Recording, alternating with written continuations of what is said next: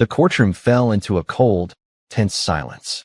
All eyes turned to the judge's bench, where Judge Ronald Baxter sat in his tall leather chair, chin raised, smirk twisting across his face. His gavel slammed onto the wooden block with a loud crack, cutting off the soft whispers in the crowd. "Miss Lawson," he said with slow mockery, dragging her name like it was dirt on his tongue. "Since you insist on representing yourself, I hope you're ready for a good laugh. This court will now hear your opening arguments, if you can manage to speak up." The crowd chuckled. Even the opposing lawyer smirked as he straightened his expensive blue tie. But the woman standing at the center of the room didn't flinch. Her name was Tessa Lawson. She wore a simple gray suit, shoes that had clearly seen better days, and thick glasses that slightly slid down her nose. She looked like a substitute teacher who'd been called in last minute. Quiet, harmless, barely noticeable. But when she stepped forward, there was something in her eyes. A sharpness, a storm waiting to speak. She cleared her throat, looked directly at Judge Baxter, and in a voice soft but steady, said, "Your Honor, I only need 15 minutes. But if I speak for 5, you might ask for the rest." The courtroom shifted. That didn't sound like a joke. It didn't sound like a plea. It sounded like a promise. Baxter leaned forward slightly, his amusement cracking. "Well, Miss Lawson," he said, tapping his pen. "Let's see what makes you think you're smarter than every lawyer in this room." Tessa turned slowly to face the courtroom. She held no notes. She pointed to the large projection screen to her left, which no one had noticed she had set up quietly before the judge entered. With a small remote in her hand, she clicked. A video began to play. Gasps filled the room. On the screen was a hidden camera recording, grainy, but clear enough, showing a conversation between the opposing lawyer and Judge Baxter, laughing, discussing her case, and worse, using her name like a joke. Even worse, they casually talked about how they'd teach her a lesson for wasting the court's time. They even bet money on how fast they could shut her down in front of the whole courtroom. Judge Baxter's jaw clenched. The opposing lawyer's face went pale. The courtroom, a second ago filled with amusement, now sat frozen in shock. Tessa turned around and looked at the judge again. "I only wanted justice," she said, her voice still calm. "Not revenge. But this was never about fairness." Before the judge could speak, a voice in the back shouted, "That's a federal crime." Reporters bolted for the door. Phones were up. Security officers moved forward.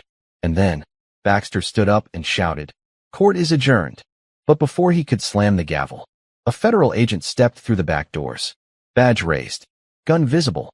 "Judge Ronald Baxter," the agent called out. "You are under federal investigation. Please step down from the bench immediately." That was the moment. The one nobody in the room would forget. Tessa didn't move. She didn't cheer. She just stood there, quiet, calm, as the man who tried to humiliate her was escorted from his own courtroom. And just when it looked like justice had won, the agent turned to her and said, "Miss Lawson, we need to talk about how you got this footage." Tessa blinked, startled. "What?" The agent stepped forward, frowning. "This kind of evidence doesn't just fall into your hands.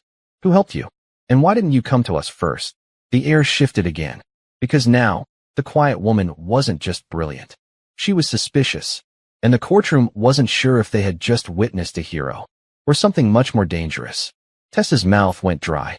The courtroom, moments ago a battlefield she had clearly conquered, was now staring at her with new eyes, uncertain eyes. Even the reporters, who had just captured her moment of glory, now held their cameras steady like vultures circling a fresh story. The federal agent moved closer. "Miss Lawson," he said again, this time more cautiously. "That video wasn't public.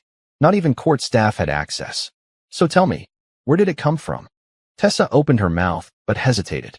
Because the truth wasn't something you could toss around casually in a courtroom like that. Not when it involved people who were still in danger. She glanced toward the back of the courtroom, just for a second. The agent noticed. He turned his head, but saw nothing but an empty bench. "Miss Lawson," he pressed, now firmer. Tessa straightened her shoulders. "I got it from someone who wanted justice just as much as I did," she said. "Someone who couldn't afford to be seen. That's all I can say." The agent didn't look satisfied. "I may need to bring you in for questioning." Before she could answer, a voice boomed from the bench beside the court reporter. "I strongly advise against that," came a firm voice. It was Judge Susan Myers, the only other judge in the building known for her integrity. She had slipped into the courtroom during the chaos and had been silently observing from the side. Everyone turned. She walked to the front, her black robe flowing behind her. Miss Lawson has just exposed a federal offense in open court, under oath, with clear video evidence, she said, facing the agent. She deserves protection, not suspicion. The agent hesitated, glanced back at his colleague at the door, then finally gave a stiff nod. For now, he said, but we'll still need a full report. Then, he turned and left, the courtroom doors swinging shut behind him. Tessa let out the breath she didn't realize she was holding. But as the tension eased slightly and murmurs spread across the room, one question remained on everyone's mind. Who gave her that footage? And why did they trust her? 2 months earlier, Tessa Lawson stood outside the courthouse steps holding a plastic file folder, her hands trembling. Inside was the eviction notice her landlord had filed against her after years of peaceful tenancy. Her mother had recently passed, and Tessa had been left alone to care for her younger sister, Ava, who had disabilities and needed round-the-clock care. They were behind on rent, but the landlord had refused to give them time. Tessa had begged for mercy. She got a court summons. Now, with no money for a lawyer, she was expected to defend herself. As she stepped through the courthouse doors, people brushed past her, confident and loud. Lawyers in suits. Plaintiffs with legal teams. People who didn't look scared to walk through these halls. She swallowed hard and made her way to the court clerk's desk. That's when she met Iris, an older woman with short silver hair and a kind smile. Iris was the courthouse clerk who handled public inquiries. When she saw Tessa struggling to find the right forms, she stepped out from behind her desk and gently took her elbow. First time, Iris asked, eyes warm. Tessa nodded. Breathe, Iris said. You're not alone. She helped Tessa file her first motion, taught her how to request documents, even showed her the public records section where she could review other eviction cases. Every day, after caring for Ava, Tessa came back to the courthouse, studying case files, printing court transcripts, watching hearings. And something strange began to happen. She started to understand it. The system, the patterns, the lies people told under oath, and how they slipped through the cracks. And she began noticing something else too. Many of the same landlords were using the same law firm, and they always won, even when their evidence was weak, even when tenants had receipts. It didn't make sense, unless someone was helping them win. Tessa started taking notes, tracking names, judges, rulings. That's when she noticed Judge Baxter's name appeared over and over again, and he had never once ruled in favor of a tenant in these cases. Not once. Still, she didn't have proof. Until one day, a quiet young janitor named Leo tapped her shoulder in the courthouse hallway. I know what you're trying to do, he whispered, eyes darting around. She froze. He leaned in. I think I can help you. Tessa stared at him, heart racing. Why? Leo's voice trembled. Because my mom lost our home too. Same lawyer. Same judge. We've been living out of a motel ever since. He reached into his pocket and slipped her a small flash drive. Use it wisely, he said. Then he walked away like nothing had happened. She opened the file later that night. It was the footage, and her life changed that moment. Back in the present, the courthouse hallway was empty as Tessa stepped out into the fresh air. Sunlight hit her face, warm and golden, but her heart still felt heavy. She had done what she came to do, but now Leo could be at risk. Her sister was still at home, needing her care. And worse, the law firm that worked with Judge Baxter. They weren't finished. As she took another step down the marble steps, a car across the street suddenly revved its engine and screeched toward the courthouse. Tessa didn't even have time to scream. The car swerved in. Someone yanked her out of the way just in time. She hit the ground hard, heart pounding, breath shaking. She looked up. It was Leo. Come with me, he said, panting. We need to go? Now. They know. Tessa stared at Leo, stunned. They know what? She asked, her voice trembling as sirens wailed faintly in the distance.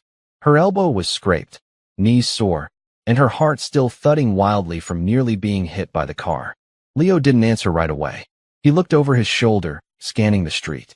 The car that had nearly hit her didn't stop. It just sped off, disappearing around the corner. That wasn't an accident, he said.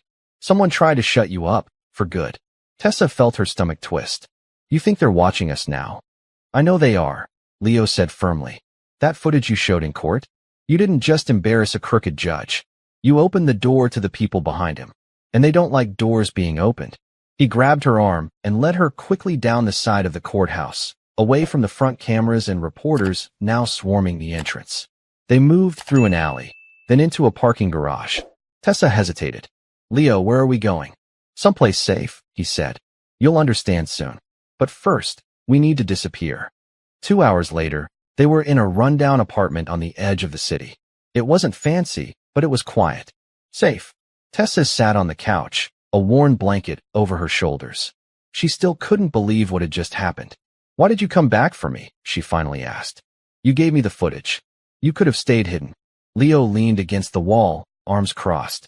Because you didn't run. Most people, when they realize how deep this goes, they turn around. But you stood in front of a packed courtroom and called out a corrupt judge to his face. I've never seen that before. Tessa looked down. I only wanted to protect my sister. I know, Leo said. That's why they're scared of you. She looked up. Leo pulled a folded piece of paper from his jacket and handed it to her. Tessa unfolded it. It was a list of names. Lawyers, judges, landlords, dates.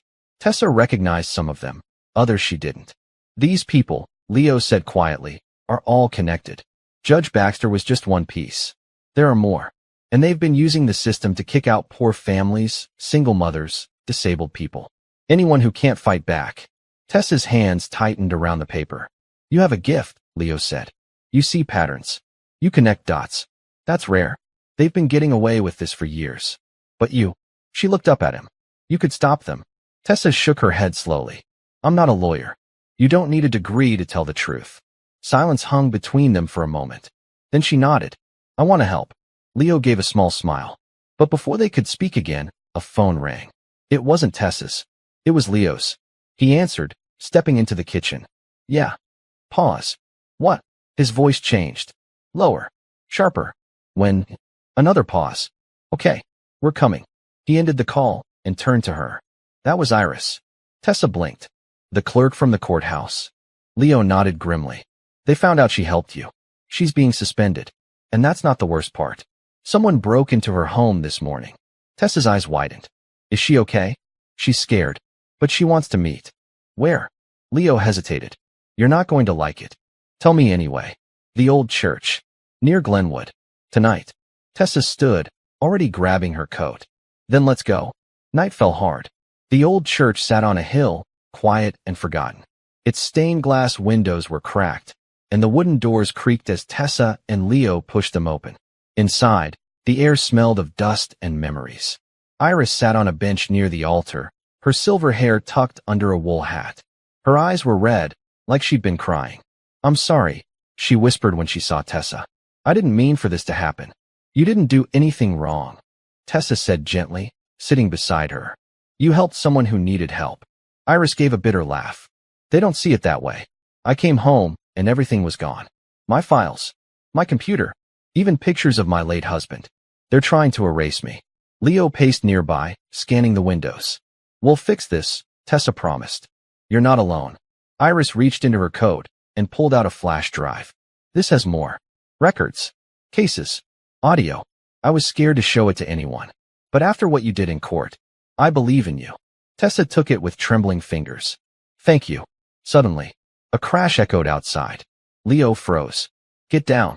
He lunged forward and pulled Tessa and Iris to the ground just as a brick smashed through the stained glass window above them, scattering shards like falling stars. Then came the footsteps. Someone was outside. Maybe more than one. They weren't here to talk. They were here to silence. Leo reached into his coat and pulled out a flashlight. We're not staying here, he whispered. But how do we get out? Iris asked, panicked. Leo looked toward the back. There's an old passage under the church. Priest used it during the riots. If it's still open. He didn't finish. Because a shadow crossed the broken window. And then the church door creaked open. They were no longer alone. The ancient wooden doors creaked wider, the sound dragging like nails down a chalkboard. Tessa's breath caught in her throat as she, Iris, and Leo crouched behind the altar. Dust swirled around them with every heartbeat, and the flashlight in Leo's hand flickered from his trembling grip. Boots stepped onto the old stone floor. Slow. Heavy. One step. Then another. Whoever it was They weren't in a hurry. Move, Leo whispered. He motioned toward the side corridor, the one that led to the underground passage he hoped still existed. Quiet. Tessa clutched the flash drive tightly in one hand and slipped her other under Iris's arm to help her move.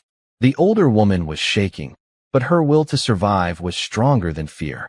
They crept along the side of the church, behind broken pews and crumbling stone columns, the shadows cloaking their steps.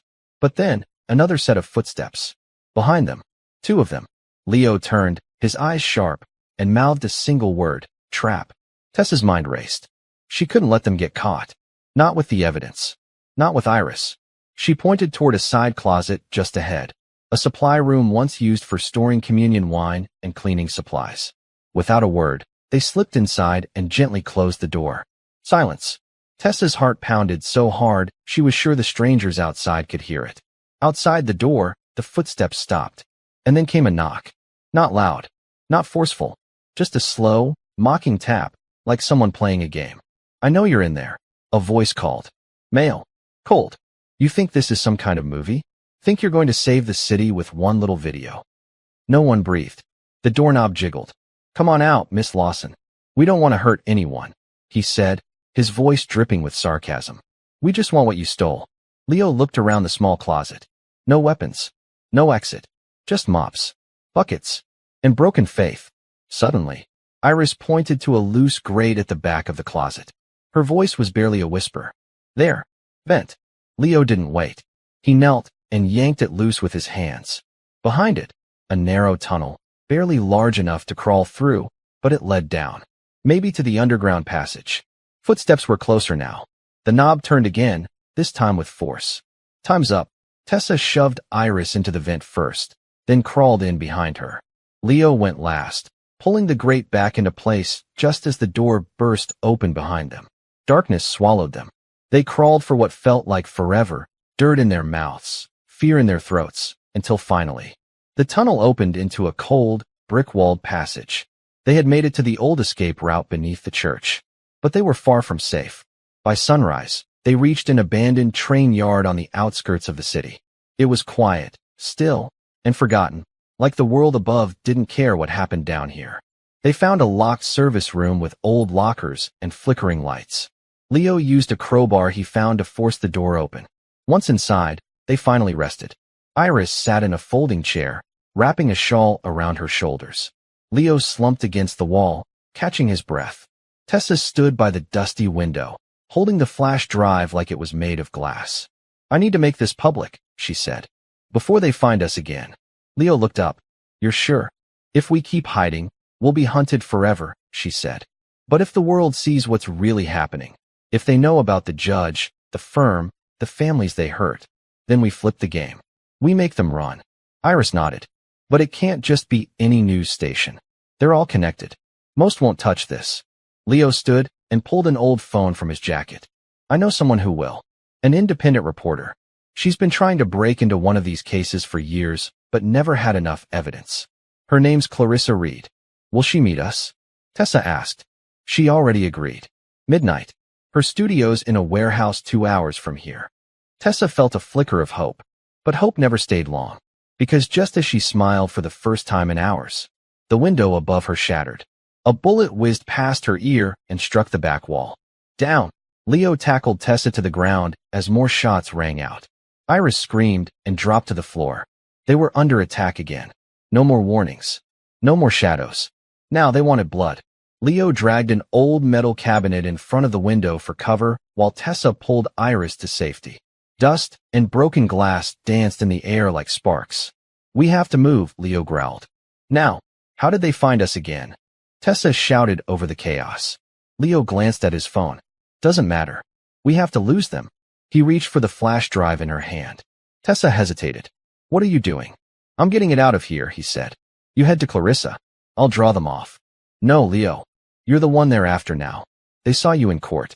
You're the face of this. He shoved the flash drive deep into his jacket pocket. You go east. There's an old bus station. No cameras. Take Iris. I'll go west and make noise. Tessa didn't want to leave him, but she knew he was right. One more shot cracked through the wall.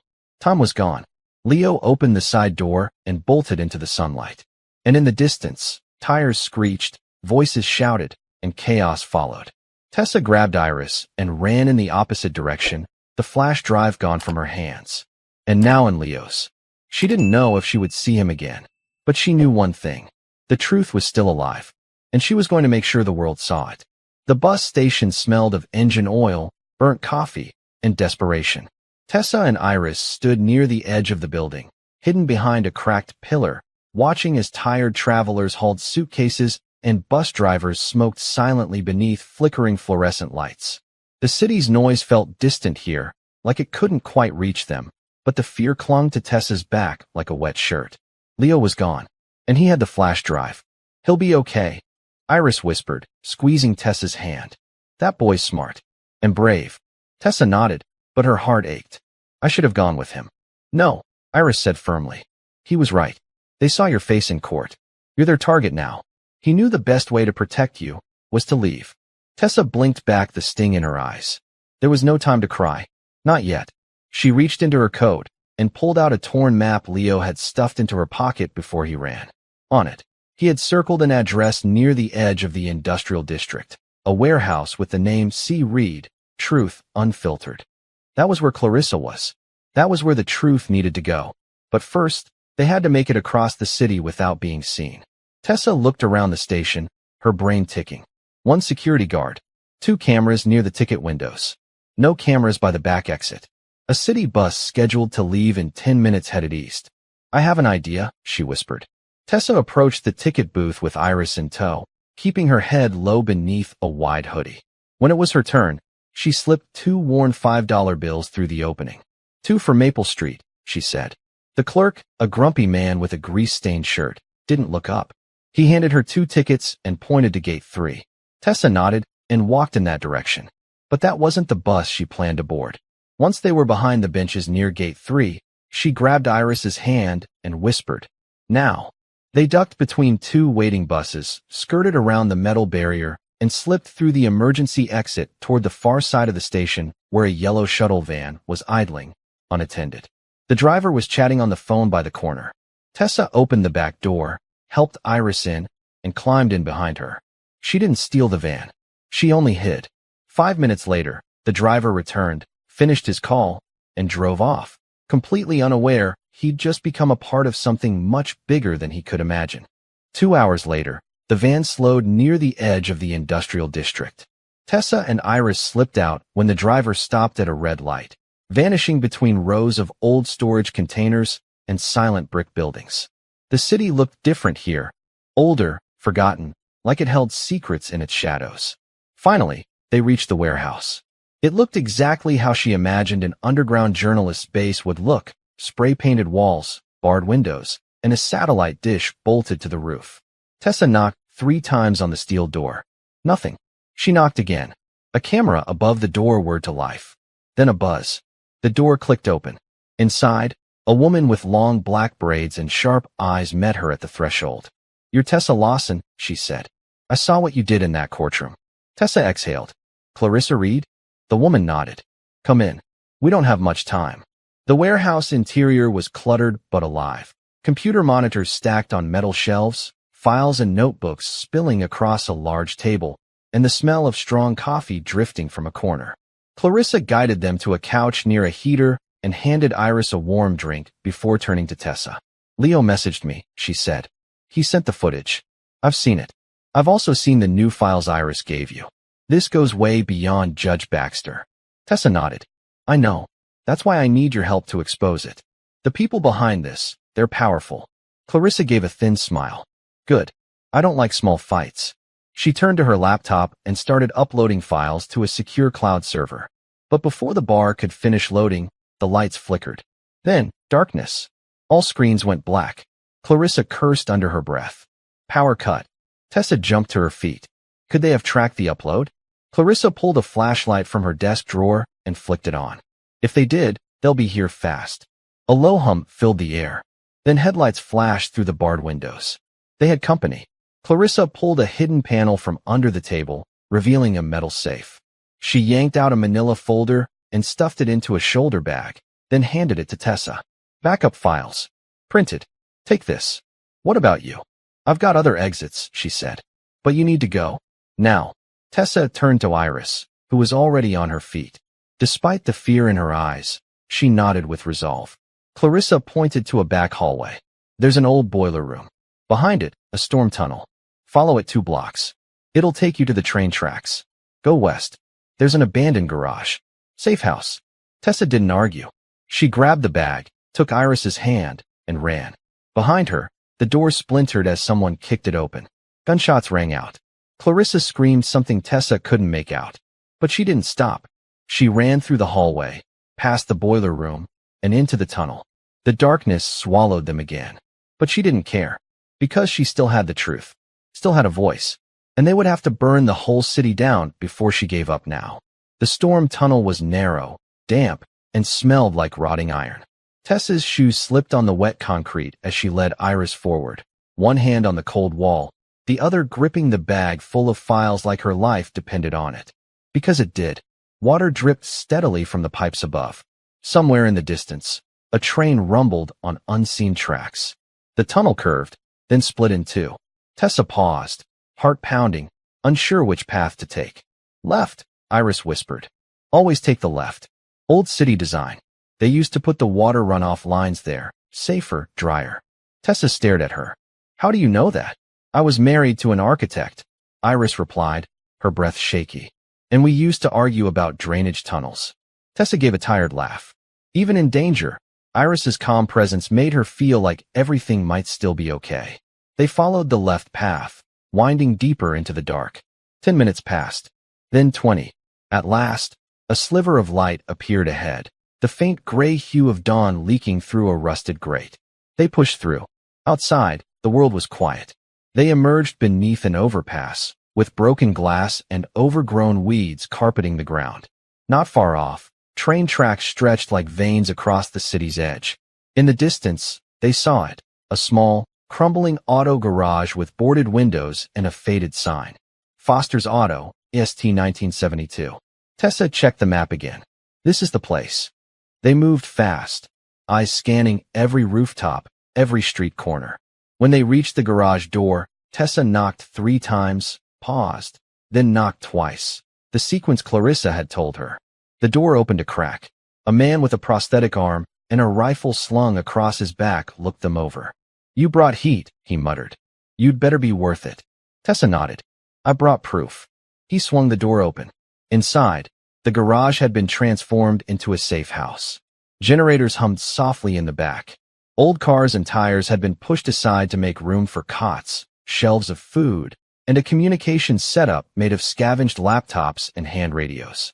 The man's name was Boone, a former whistleblower who had exposed a corrupt police unit 10 years ago and vanished from public life ever since. Now, he helped protect people like Tessa, those too dangerous to be allowed in the open and too valuable to be ignored. You can stay here for now, Boone said, handing Tessa a blanket. Clarissa's alive. She messaged me. She made it out. Tessa felt a wave of relief crash over her. Did she upload the files? Boone shook his head. Power was cut before she could finish. But with what you brought, he glanced at the bag. We still have a chance. Iris lay down on one of the cots, too exhausted to speak. Tessa sat across from Boone at a makeshift table, spreading out the contents of the manila folder. There were court transcripts, email printouts, and a list. At the top of the list, Donovan Keller, ESQ, managing partner, Keller and Reeves Law. I've seen that name before, Tessa said. He was the attorney representing my landlord. He's connected to Judge Baxter. Boone leaned in. He's more than connected. Keller's the spider. Everything runs through his web. He supplies the cases, picks the judges, pays the right cops, buys silence. Tessa flipped the page. There were pictures. One of Keller shaking hands with Judge Baxter. Another of him outside a high-rise building downtown. And the last photo made her stop cold. It was Leo, talking to Keller, smiling. Tessa's heart dropped. No, she whispered. This doesn't make sense. Boone raised an eyebrow. You know the kid? He's the one who gave me the footage, she said. He saved me. Twice. Boone frowned. I hate to say it, but maybe that was all part of it. Maybe they let you win. Maybe they gave you just enough rope to hang yourself. No, Tessa snapped. Leo risked everything to help me. He was scared. He told me about his mom losing their home. Boone leaned back. Then you better hope there's an explanation. Because according to Clarissa, Leo hasn't checked in since last night. His phone's off. No trace. It's like he vanished. Tessa stared at the photo again. Was it recent? Was it real? Her mind raced. Had she been used? Before she could speak, Boone's radio crackled. A voice came through Clarissa's. I've got something. Tessa, if you're listening, I traced an anonymous donation to Keller's firm last week. $750,000. Came from a shell company tied to Baxter's former secretary, and the name linked to the transfer. Pause. Leo Jarrett. The room fell silent. Boone looked at Tessa, and Tessa, she didn't know whether to cry or scream. Her world was tilting. Everything she had fought for might be built on a lie. But then Boone's radio crackled again. Wait, Clarissa's voice said urgently. New ping. Leo's location just went live. He's moving fast, headed toward the courthouse. Tessa, if you're hearing this, you need to get there. Now. Tessa stood instantly. I'm going. Boone grabbed her arm. If this is a trap, then I'll spring it, she said, voice fierce. But I need answers. She turned to Iris. Stay here. I'll be back. And before anyone could stop her, Tessa ran out into the breaking dawn, toward the courthouse where it had all begun, and where something far more dangerous was about to unfold. Tessa ran through the waking city like a shadow chasing the sun. Her feet hit the pavement hard, weaving between morning commuters, past food trucks setting up for breakfast, and joggers tuning out the world with headphones. No one knew that she, the quiet woman in a hoodie, was about to crash the entire system. The courthouse loomed ahead, its tall stone columns glowing golden in the morning light. Tessa slowed as she approached the steps, heart pounding, sweat running down her back despite the cool air. Clarissa's voice still echoed in her mind. Leo Jarrett, headed to the courthouse. Now. But why? To testify? To expose someone? Or to betray her? She couldn't shake the image of that photo. Leo standing beside Donovan Keller, smiling. But that wasn't the Leo she knew, was it? She slipped inside through a side entrance, avoiding security, and took the stairs two at a time up to the main gallery. The courtrooms were still closed, but the halls were busy. Lawyers in suits, janitors with carts, reporters hovering like wasps. Then she saw him, Leo, standing at the end of the hall, near courtroom 2B. Alone. His hands were shoved into his coat pockets, head down, pacing. Tessa's breath caught in her throat. She approached carefully, quietly, each step slow, every nerve alert. Leo, she called. He turned, and his face lit up, with something that looked like guilt and relief tangled together. Tessa, he said, walking toward her. You're safe. Thank God. She stopped a few feet short of him. You were with Keller. The words struck the air like a match. Leo's face darkened. You saw that? It was in the folder. A picture. Boone said maybe you were part of this the whole time. Leo's jaw tightened. Boone's wrong. Then tell me the truth. Right now? No games. Leo looked around, then pulled her into a quiet corner behind a column. I met Keller 3 months ago, he said. I didn't know who he really was then. I was desperate. My mom had just died. Our landlord sold the house under us. I was working nights here at the courthouse and sleeping in the janitor's closet. Tessa said nothing. She just listened. Keller showed up one night. Said he wanted to help. He offered me money to deliver court documents. Said they were harmless. I took the cash. Leo looked away. Then I started noticing the names on the files. Evictions. Foreclosures. People just like me. That's when I realized I wasn't helping. I was delivering pain. On purpose. Tessa's throat was tight. So why help me? Because you were the first one who didn't look past me, he said. You asked my name. You treated me like a person, and I saw what they were trying to do to you. I couldn't be part of that anymore. He reached into his jacket and pulled out a small black case. Inside was a hidden camera recorder. I've been wearing this for weeks, he said. Recording conversations. Phone calls. Keller's voice. Baxter's too. Even emails they dictated. It's all on here. Tessa blinked. You were building a case. Leo nodded. Clarissa doesn't know yet. I didn't want to tell anyone until I knew I had enough. But Keller's here today. In the building. He's meeting with another judge. Planning how to bury the whole scandal. Tessa's eyes widened. Then we need to stop him. Right now. Leo held up a keycard.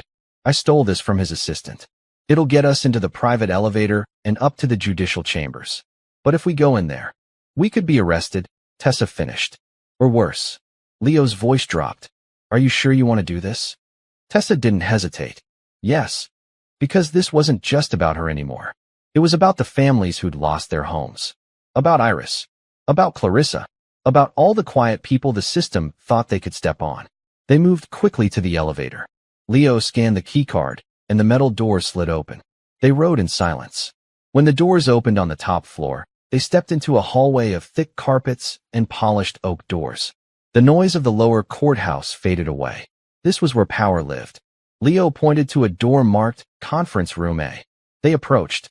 Inside, they heard voices. She's got the press wrapped around her finger. We need a statement, something that discredits her. Keller. We should suggest mental instability. Maybe accuse her of falsifying documents. Another voice. Judge Harrington, one of Baxter's closest allies. Tessa's stomach churned. Leo looked at her. She nodded. He raised the camera, then kicked the door open. The two men inside jumped to their feet. Keller's face went pale. Tessa, he spat. You don't belong here. She stepped inside, calm as ever. But I do, she said. Because this whole place belongs to the people. Not you. Leo held up the camera. We have everything. Every word you just said. Every crime you committed. It's all recorded. Judge Harrington stepped back. You'll never prove anything. We already did, Leo cut in. And the files have been uploaded. Try to erase this, and the internet will make you famous for it. Keller lunged forward. You think this changes anything? Do you know who I work with? Who funds me? Tessa didn't move. I don't care, she said. Because the truth is louder than your money. Suddenly, the door behind them burst open. Clarissa Reed stood in the doorway, holding a news camera crew behind her. We're live, she said, eyes blazing. And America is listening. The room exploded. Keller cursed. Judge Harrington stumbled back. And Tessa? She stood tall, steady, the quiet woman who had walked into a rigged courtroom and torn down the walls with her words. But just as Clarissa turned the camera toward Keller, a security guard stepped in, whispered something in her ear. Her face went cold. She turned to Tessa. They just raided Foster's auto garage, she said. Boone's safe, but... Tessa froze. Iris, she whispered. And then she ran. Tessa sprinted down the courthouse steps like fire was at her heels, weaving through stunned reporters and flashing cameras. Her mind was racing, images of Iris's warm smile and trembling hands flashing in front of her like headlights in a storm. Iris. Sweet Iris. She had already lost her home, her job, her peace. Tessa couldn't let her lose her life. Leo chased after her, breathless. Tessa, wait. But she didn't stop. Not until they reached Clarissa's van, parked a few blocks away, already running. Clarissa caught up behind them, gripping the camera and throwing it into the back seat. They hit the garage hard, Clarissa said between breaths. SWAT style. Like they were hunting a terrorist. They took Iris. Boone barely got away through a side tunnel. Tessa's fists clenched. Where did they take her? Clarissa hesitated.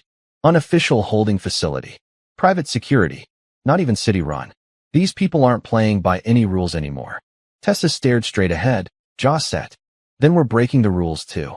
30 minutes later, they were parked outside a bleak gray building at the edge of the industrial zone, surrounded by fencing topped with razor wire. It looked like a storage facility, but Clarissa's source said it wasn't. Inside, it held cells, and Tessa knew Iris was in one of them. Leo handed her a headset. We've got eyes on the inside now. Boone sent me a blueprint. He also gave us something else. From the back of the van, Leo pulled out a dusty maintenance uniform and a ring of stolen access keys. Tessa raised an eyebrow. Please don't tell me you stole those from courthouse janitors. I call it creative borrowing, Leo said. Clarissa tossed Tessa a badge. Fake ID. It'll pass a scan, but you'll have 10 minutes before anyone notices you're not on the roster. Tessa grabbed the uniform. Then I only need 8. She dressed fast, heart pounding. Her mind wasn't quiet anymore. It was full of fire. When she stepped out of the van, she didn't look like a quiet woman anymore. She looked like a storm. Inside the facility, the air was dry and metallic. Security cameras tracked her every move, but no one stopped her. The badge scanned green. The keys worked. She walked with confidence, like she belonged. She followed the blueprint Leo uploaded to her earpiece. Left through the utility hallway, past the security command post, then down a flight of stairs that smelled like bleach and broken justice. At the bottom, she paused. 2 guards stood at a door labeled Private Medical Hold. That's where they were keeping Iris. Tessa took a breath and played her card. She reached into her pocket and pulled out a USB stick. It wasn't just any USB, it was Clarissa's backup. A copy of every file, every video, every secret. She approached the guards, casual but urgent. Got an emergency copy from the courthouse, she said. Boss wants it logged into evidence, now. It's encrypted. The guard eyed her. Why didn't they send it through main intake? Because it's Judge Baxter's voice on the file, she said coolly. And someone in this building might still be on his payroll. That did it. The guard cursed under his breath and opened the door, motioning for her to go in. She stepped through and immediately turned, slamming the door behind her and jamming it with a bent chair leg from the corner. The guards shouted and banged the door, but she didn't stop. She was already running down the hallway toward the last cell. There, Iris, slumped on a bench, bruised, but alive. Tessa dropped to her knees. Iris, it's me. Iris blinked. Tessa, I thought, how did you? No time, Tessa said, helping her up. Can you walk? Iris nodded. Then alarms began to blare. Time was up. Tessa pulled out a second badge, Boons, and swiped it across the emergency override panel. The back exit lit up green. They burst through it just as the guards reached the hallway behind them. Outside, Leo was waiting with the van. Doors flew open. Tessa shoved Iris inside, then climbed in after her. Clarissa hit the gas. Bullets hit the back of the van. But they didn't stop. Not now. Later, at a secret location inside an underground media studio, the files were uploaded. Every last one. Clarissa hosted a live stream viewed by over 3 million people in 48 hours. The footage of Baxter and Keller. The testimony of Iris. The full blueprint of the eviction-for-profit pipeline. They called it the Lawson leak. The DOJ announced a formal investigation. Baxter was arrested. Keller vanished. And protests erupted outside the courthouse demanding full reform. Tessa stood beside Clarissa and Iris, blinking against the lights of 1,000 cameras, as the world finally saw what had been hidden in silence for years. She didn't smile for the press. She smiled for Iris, for Leo, for the families who didn't have to lose their homes anymore. But as she walked back to the dressing room, her phone buzzed. A text. Unknown number. You think it's over? You have no idea how deep this goes. Tessa's blood turned cold. She looked up at her reflection in the mirror and knew the storm was just beginning. The dressing room lights flickered softly as Tessa stared at the message on her phone. Her reflection looked calm, steady, the woman the world had come to admire over the past 48 hours. But inside, her heart pounded like a warning drum. You think it's over? You have no idea how deep this goes. The number was untraceable. No name. Just that single chilling line. She showed it to Clarissa as soon as she stepped out of the dressing room. Clarissa read the message twice, then looked up with hard eyes. That's not just a threat. It's a confession. To what? That someone bigger is still out there. Someone above Keller. Someone who didn't expect you to survive this long. Tessa folded her arms. So now what? We wait for them to come after us again. No, Clarissa said. We hunt them first. The next morning, they set up in a secure safe house owned by Clarissa's media group, an old radio station retrofitted for digital broadcasting. Leo had returned during the night, battered and shaken but alive. He'd been on the run ever since they split at the courthouse, dodging surveillance and losing a tail that had followed him halfway across the city. I went through the phone backups, Leo said as he connected his laptop to a wall of monitors. That burner number that texted you? It pinged off a tower near Arlington Heights. Same neighborhood as the Keller and Reeves firm. Tessa leaned forward. So they're still watching us. Not just watching, Clarissa added. They're warning you. That means you hit something important. Boone, now recovered and patched up, entered the room holding a battered briefcase. You want to go deeper? I've got your key. He dropped the case onto the table with a heavy thud. When he opened it, a folder stamped Confidential, Project Ledger, lay inside. This is what I stole before they raided the garage, he said. It's not just court records or client lists. This, he tapped the cover, is a map of the money. They all gathered around. Boone flipped open the folder and revealed diagrams, wire transfers, and shell corporations. Clarissa's mouth fell open. This isn't just local. These payments go through offshore accounts, charity fronts, even government departments. And they lead to. She stopped. Tessa finished the sentence. Senator Roy McMillan. A photo sat at the bottom of the file. The senator shaking hands with Donovan Keller at a black tie gala, both men smiling like they owned the world. Tessa's fingers curled into fists. He sponsored the eviction protection rollback bill last year and took donations from the same foundations connected to Keller's firm, Clarissa said. Boone nodded. McMillan isn't just part of the network. He might be the top of it. Leo looked up from his laptop. If that's true, he has the power to crush this whole investigation. Suppress evidence. Silence witnesses. He could make this all disappear. Clarissa looked at Tessa. Unless someone stops him first. 2 nights later, Tessa walked into the senator's charity gala. She wore a sleek black dress borrowed from Clarissa's wardrobe, her hair tied back, her steps quiet and calculated. Leo walked beside her dressed as a waiter, a camera hidden in his bow tie. Boone was outside in a van monitoring communications. Clarissa stayed back to coordinate the upload if things went south. The ballroom was dazzling. Crystal chandeliers, jazz music, laughter echoing under the golden ceiling. And at the far end stood Senator Roy McMillan, charming a crowd of donors. Tessa approached slowly, her nerves steady. She waited until his circle of sycophants drifted away, then stepped forward. Senator McMillan, she said, I'm surprised you're not hiding like the rest. He turned to her, wine glass in hand. His smile faltered slightly. Miss Lawson, I thought you'd be somewhere quieter. Funny. I was thinking the same thing about you. He laughed lightly. You're brave to come here. You're scared, she replied. That's why someone sent me a warning. McMillan's eyes narrowed. You don't understand how the world works, Miss Lawson. You dug up a few weeds, but the roots run deeper than you know. Then I'll burn the whole field, she said calmly. He leaned in, voice low. Be careful. You've made powerful enemies. And accidents happen. Tessa leaned closer, her voice colder. Then maybe it's time someone reminded them. They're not invincible. Leo, behind the bar, gave the signal. Boone spoke in her earpiece. We've got it. Full audio. Uploading now. Tessa took a step back. Then Clarissa's voice crackled in her ear. Tessa, we've got a problem. What? There's a secondary location. Underground servers. McMillan's team set them up to intercept and erase any files connected to the investigation. Tessa froze. If they activate it, Clarissa said, everything goes dark. Forever. Tessa turned to Leo. We need to move. Now. They left the gala immediately. Minutes later, they arrived at the secondary site, an office building under renovation near the waterfront. Leo picked the lock, and Boone met them at the entrance with equipment in hand. They descended into the basement and found it.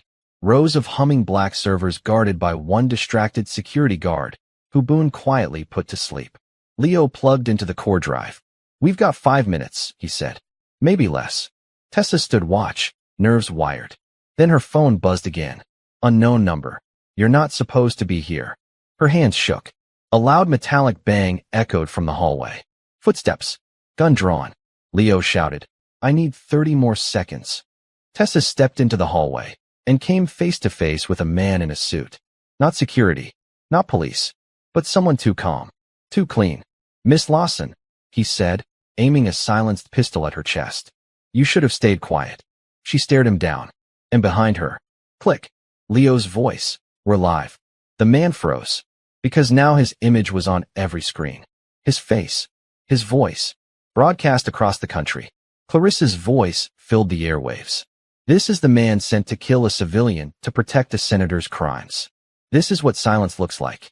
The man turned to run, but Boone tackled him from behind. Leo pulled the plug, and the files? They were safe, public, permanent. Tessa looked at the servers, at the man pinned on the floor, at Leo, and knew. The system had finally met its match. By morning, the world was on fire. News outlets couldn't keep up.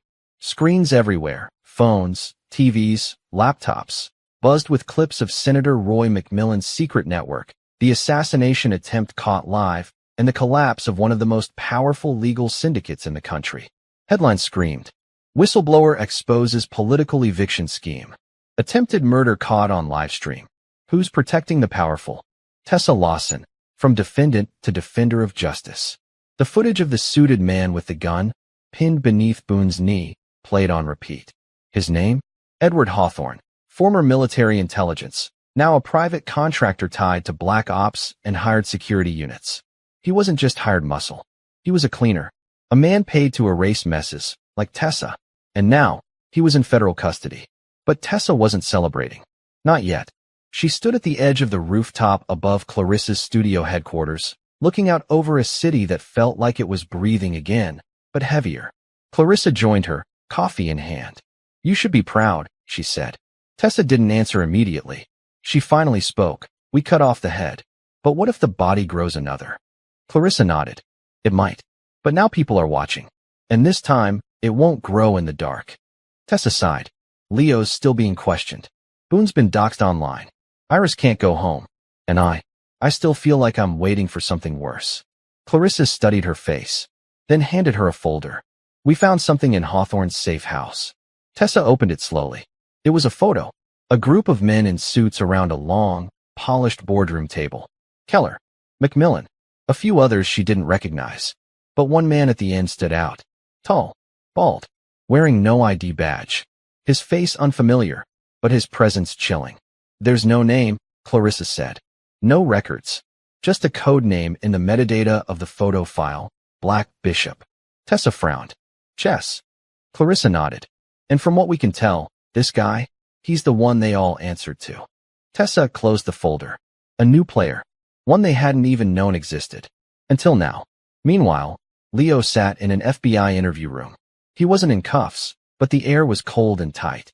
Across from him sat Agent Monroe, the federal officer who had escorted Judge Baxter from the bench days earlier. Monroe tapped a pen on the file in front of him. "You understand that what you did, secret recordings, stolen files, that's dangerous ground." Leo nodded. "But necessary." "Agreed," Monroe said. "Which is why the Department of Justice is offering you a choice." Leo raised an eyebrow. "You work with us. Off the books. We give you protection, resources, and access. But you help us finish this. Dig deeper. Take down the rest of the network." Leo leaned forward slowly.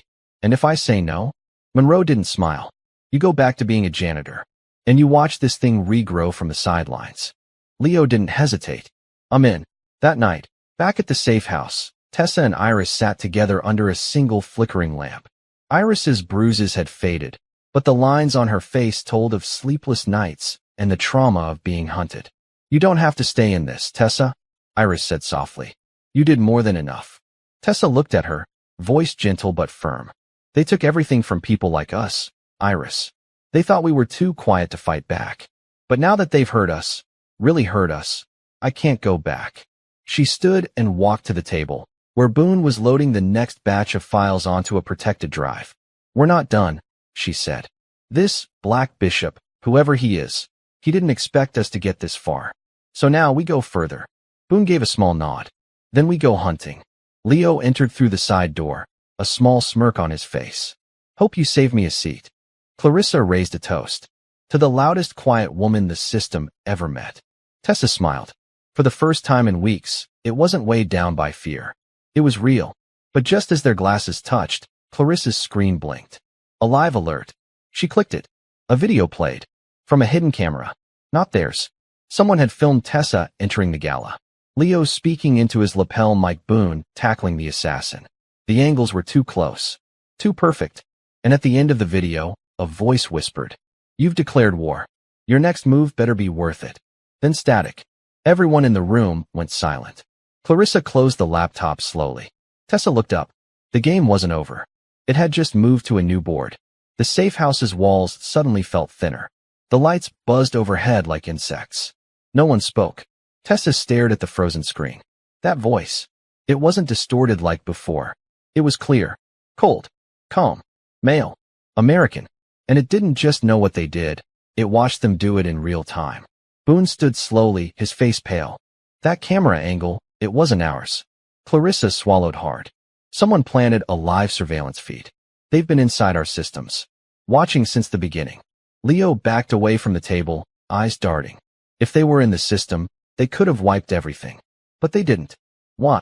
Tessa answered before anyone else could. Because they wanted us to see this. It's not a warning. It's an invitation. To what? Iris asked, voice barely above a whisper. Tessa turned toward her. To a bigger game. She looked back at the screen. The words still flickered at the bottom. Your next move better be worth it. Well, she said, her voice like steel. Let's give them one.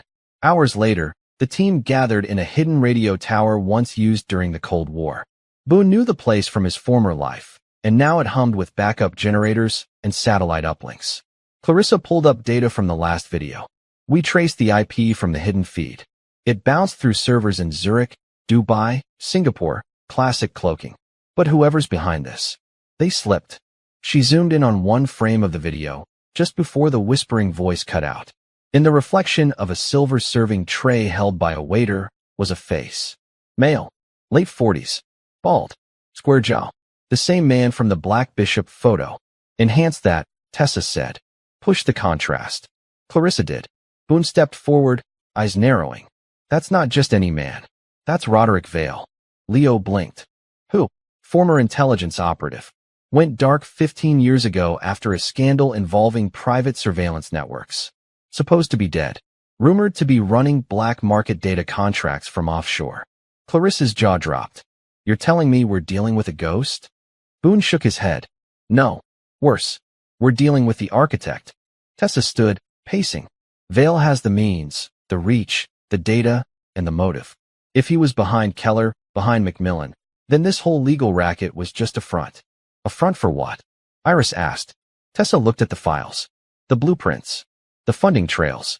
And then it hit her. Land. Everyone turned. Clarissa leaned forward. What do you mean? All the evictions. The foreclosures. They weren't random. They were targeted.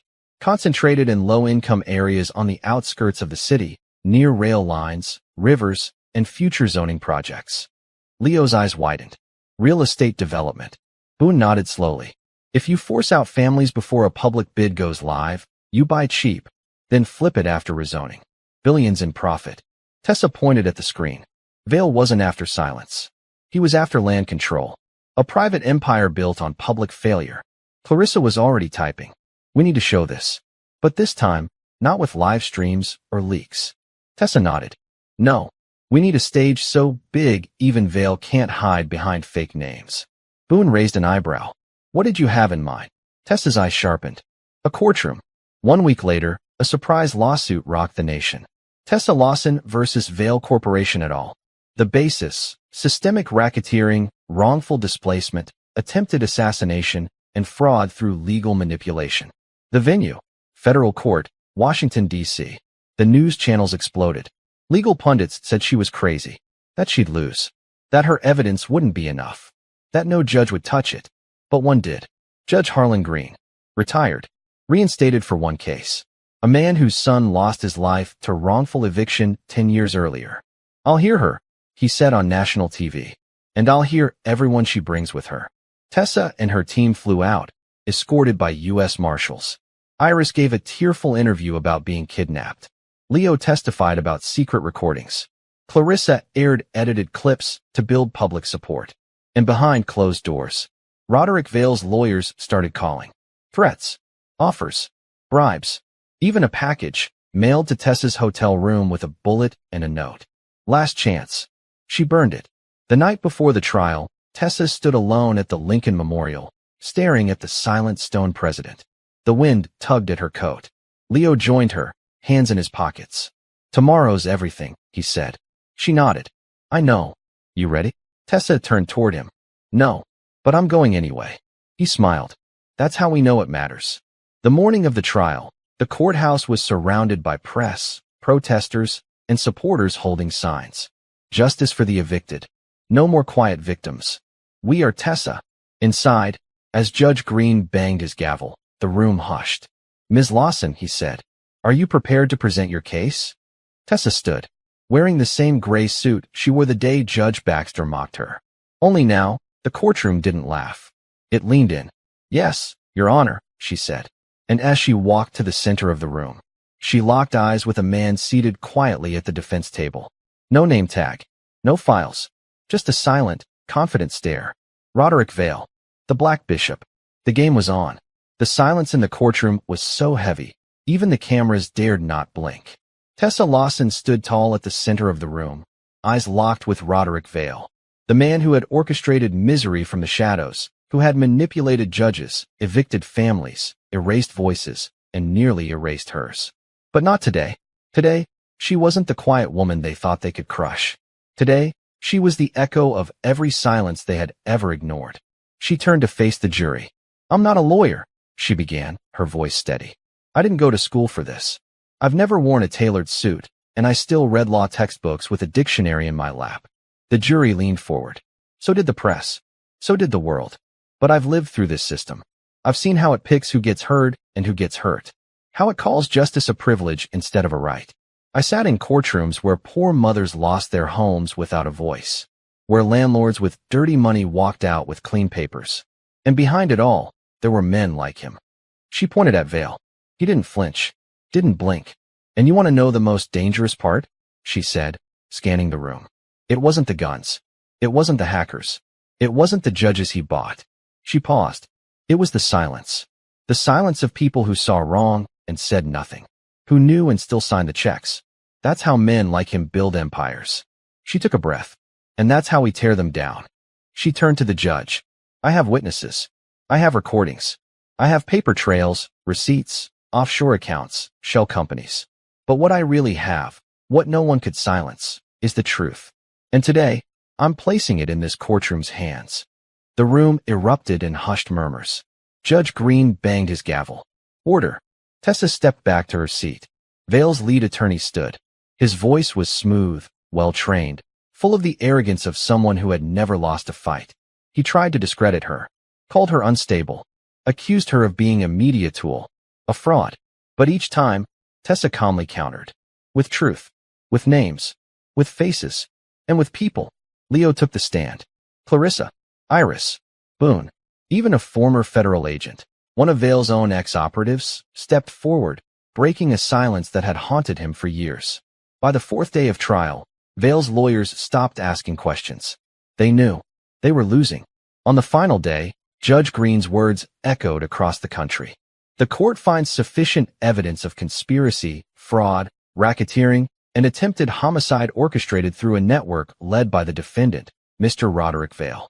All assets frozen. Immediate custody granted.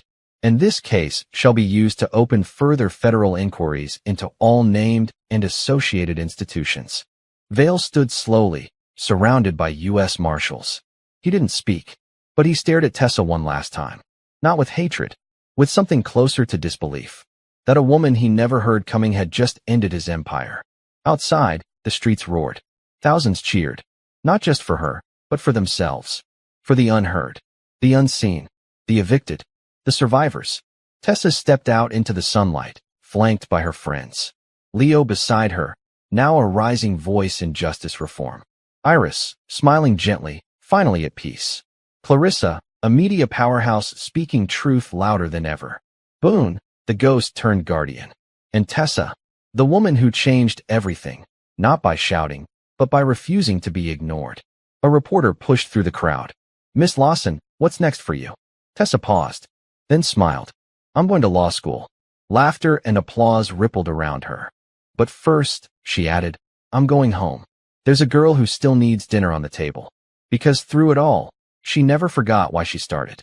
Not for fame, not for headlines, but for her sister, for kindness, for dignity, for the simple, radical belief that one voice, no matter how quiet, can still shake the world. And it did.